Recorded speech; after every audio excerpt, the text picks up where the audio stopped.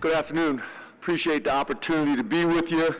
I'd like to start out by recognizing our commissioner, Tony Petitti, for his leadership and guidance as college football continues to evolve. He's done a phenomenal job, and proud to be associated with him. I'm grateful for the alignment we have at Penn State with our president, Nittany Lions. Has been phenomenal, and our athletic director, Pat Kraft.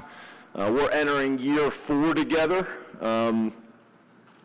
Year 4 together with Pat and Neely, and that leadership has been critical. This is, I think, the 3rd president and 3rd AD I've had. So that relationship has been critical, and their leadership has been phenomenal. I'd like to thank the media for all your work, help elevating our game, Penn State football, and for telling the stories of our great student athletes. Fortunate today to bring 3 of our student athletes in that we're very, very proud of.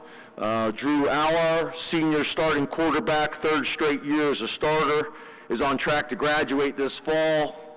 Since 1956, he is one of 2 FBS quarterbacks with 800-plus completions, 50-plus touchdowns, and 10 or less interceptions.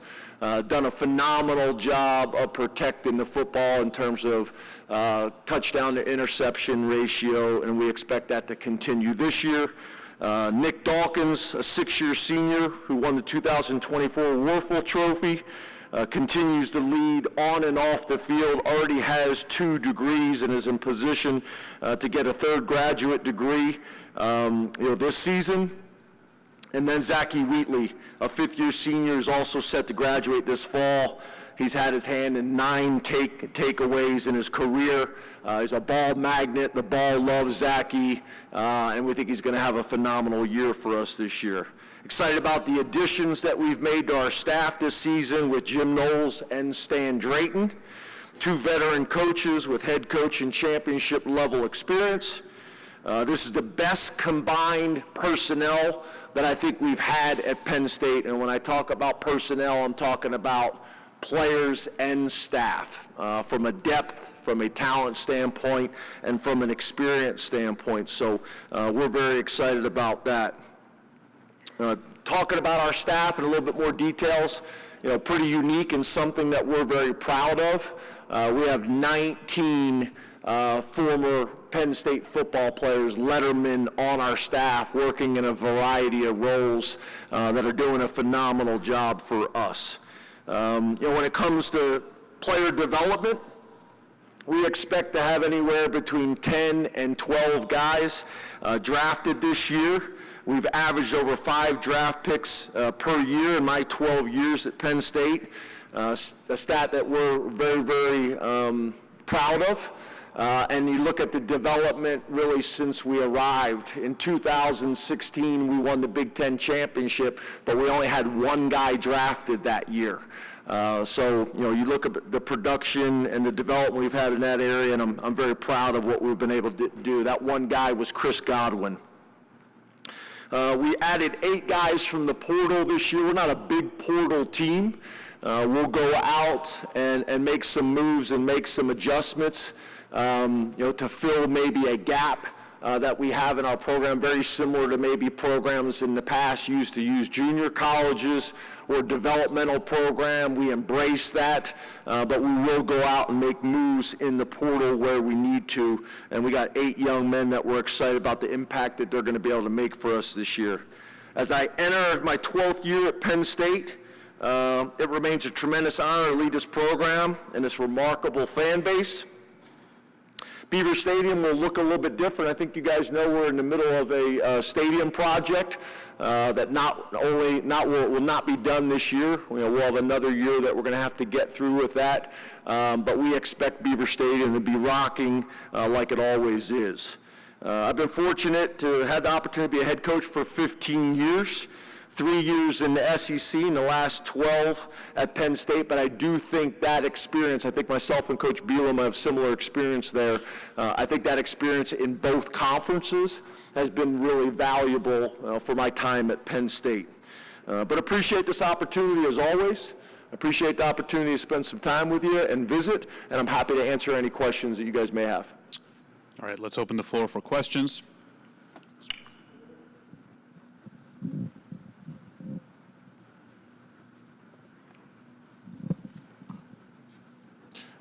Coach, Nick Hamilton, Nightcast Media.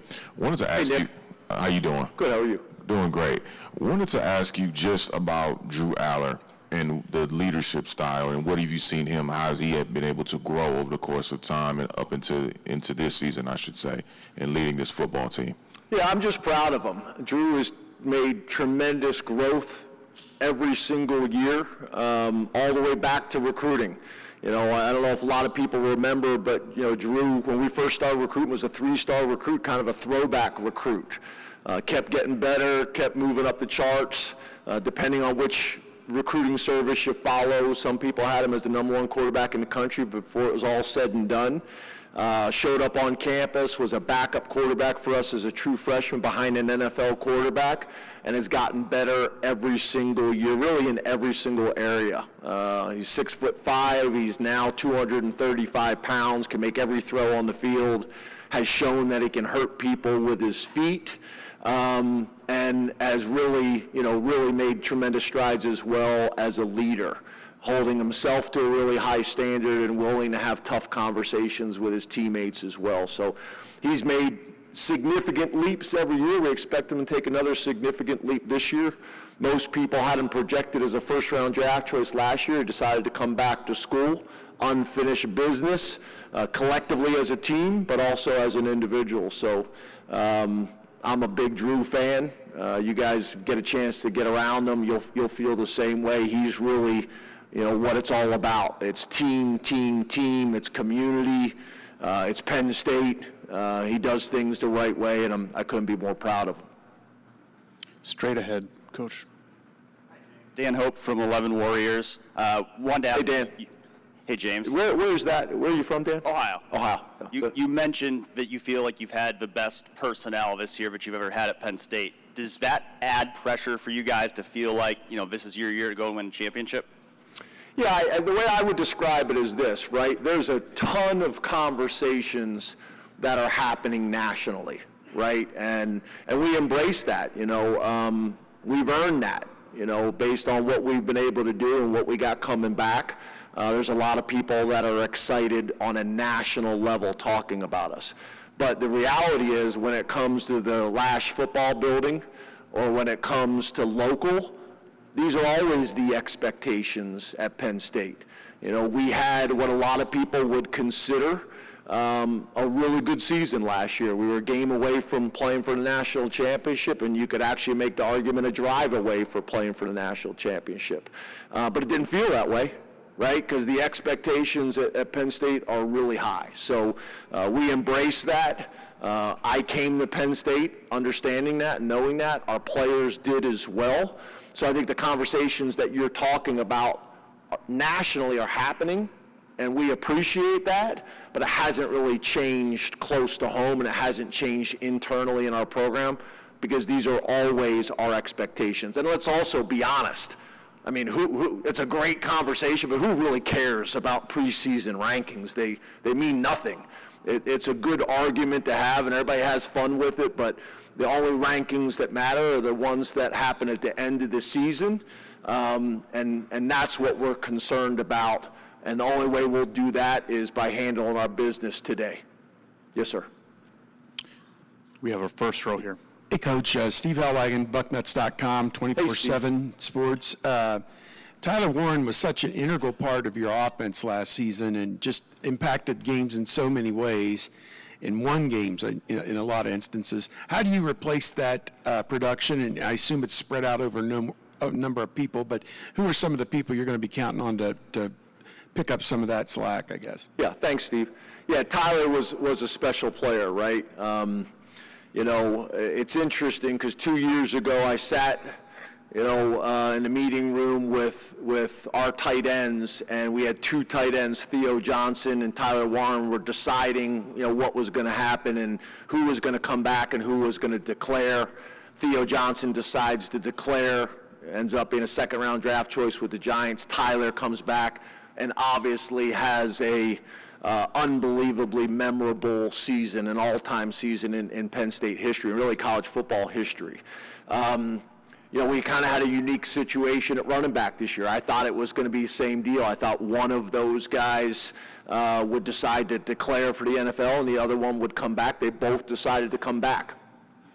So when you talk about taking some of that production, we got two great running backs. You know as well as anybody, Penn State, from a historical standpoint at the running back position, been a ton of really good players. It's amazing to me that both Nick Singleton and Katron Allen have a chance to be the all-time leading rushers in Penn State history, 1 and 2, and they've been sharing carries their entire career. So obviously they're going to play a big role in that. Our tight end room, we've had as much production out of our tight end room as anybody in the country. Khalil Dinkins is a guy that not a whole lot of people are talking about, but I think should be. Obviously, Andrew Rapplier, who was in position to play a bunch last year and then had a season-ending injury, and then Luke Reynolds. They're three guys that we think will be very productive in our tight end room, and our tight end room has been as good as anybody in the country in the last 5 years. And then at wide receiver, that's obviously been the big conversation. We went out into the transfer portal and brought in three really productive players. In Pena from Syracuse, who was a captain, in Hudson from USC, who was a captain. And then when you talk about Devontae Ross, who made a bunch of big plays and had a ton of production at Troy. And for me, I got a lot of respect for the University of Iowa and how they play defense and special teams, and be able to watch Troy and this young man have a lot of success. So what we hope to do, to answer your question, long answer, but is to spread that ball around to all those people. In a lot of ways, I think it makes us more difficult to defend when there's more guys on the field that we think can impact the game at any moment. Yes, sir. Coach Franklin, thank you so much. Yeah, thank you so much.